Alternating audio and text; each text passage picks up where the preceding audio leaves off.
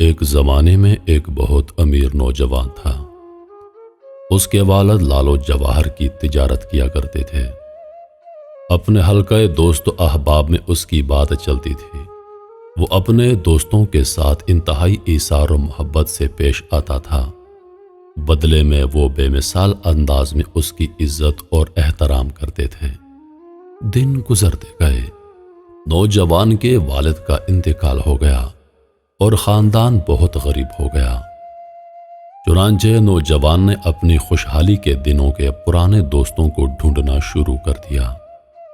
اسے پتا چلا کہ اس کا سب سے پیارا دوست، جس کی وہ تکریم کرتا تھا، جس کے ساتھ اسے بہت پیار تھا، جو کبھی اس کی بات کو نہیں ٹالتا تھا، بہت زیادہ امیر ہو چکا ہے اور بہت زیادہ محلات اور جائیداد کا مالک بن چکا ہے۔ چنانچہ وہ اس کے پاس اس امید سے گیا کہ وہ اسے کسی نوکری پر رکھ لے یا پھر اس کے حالات بہتر کرنے کا کوئی راستہ تلاش کرنے میں اس کی مدد کرے۔ جب وہ محل کے دروازے پر پہنچا تو خدام نے اس کا استقبال کیا۔ اس نے ان سے گھر کے مالک سے اپنے تعلقات اور ان کے درمیان پرانی محبت کا ذکر کیا۔ خدام گئے اور اپنے مالک کو ان کے جگری دوست کے آنے کی خبر سنائی۔ وہ اٹھ کر پردے کے پیچھے سے ایک ایسے شخص کو دیکھتا ہے جس کے کپڑے پھٹے ہوئے ہیں اور غربت و فقیری اس کے چہرے سے عیاں ہے، لہٰذا اس نے ملنے سے انکار کر دیا۔ امیر دوست کے خادم اسے بتاتے ہیں کہ ہمارا مالک کسی سے نہیں ملنا چاہتا۔ بس وہ محل سے اس درد و الم کے ساتھ نکلا کہ کیسے یہ رشتہ محض میری غربت کے سبب مر چکا ہے اور کیسے لوگوں کے دلوں سے محبت ختم ہو گئی ہے۔ محل کے قریب اس نے دیکھا کہ 3 لوگ آپس میں بحث کر رہے ہیں، جیسے وہ کسی چیز کے بارے میں استفسار کر رہے ہوں۔ وہ ان سے پوچھتا ہے کہ وہ کس بارے میں بات کر رہے ہیں۔ وہ اس کے والد کا نام لے کر کہتے ہیں کہ وہ فلاں بن فلاں کو ڈھونڈ رہے ہیں، اور اس نے ان سے کہا کہ وہ میرے والد ہیں اور وہ بہت عرصہ پہلے فوت ہو چکے ہیں، جس پر وہ بہت افسردہ ہوئے۔ وہ اس کے والد کی خوبیاں بیان کرتے ہوئے کہتے ہیں کہ اس کے والد لالو جواہر کے بہت بڑے تاجر تھے۔ ہمارے پاس مرجان کے قیمتی ٹکڑے ہیں جو اس نے امانت کے طور پر ہمارے پاس چھوڑے تھے۔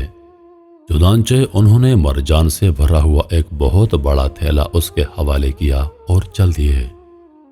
اس نوجوان پر حیرت طاری ہو گئی۔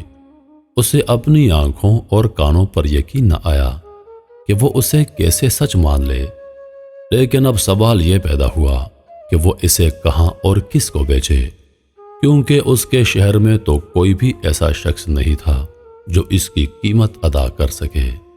لہٰذا وہ کسی تاجر کی تلاش میں نکلا۔ تھوڑی دیر کے بعد ایک بہت بڑی عمر کی خاتون سے اس کی ملاقات ہو گئی، جو شکل و شبات سے نیک سیرت لگتی تھی۔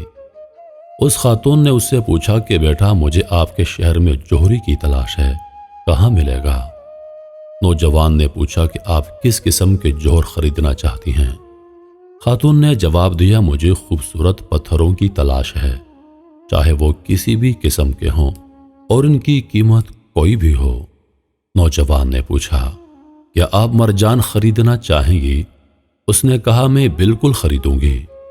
نوجوان نے مرجان کے کچھ ٹکڑے تھیلے سے نکالے اور خاتون کے حوالے کر دیے۔ خاتون نے جب قیمتی پتھر دیکھے تو حیران رہ گئی اور ٹکڑے خرید لیے اور یہ کہتی ہوئی چلی گئی کہ وہ باقی والے ٹکڑے خریدنے کے لیے دوبارہ آئے گی۔ یوں نوجوان کے حالات میں بہتری آنے لگی اور اس کی تجارت بحال ہونے لگی۔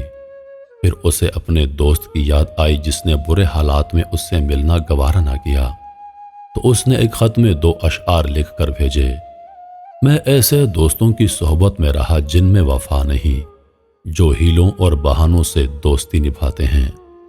وہ میری امیری کے وقت مجھے عزت دیتے تھے، اور جب میں مفلس ہو گیا تو وہ جاہلوں والا معاملہ کرتے ہیں۔ جب اس کے دوست نے یہ اشعار پڑھے تو اس نے جواب میں 3 اشعار لکھ کر بھیجے۔ جہاں تک 3 لوگوں کی بات ہے جو محل کے باہر ملے ہیں، وہ کوئی حادثہ نہیں تھا بلکہ ایک چال تھی۔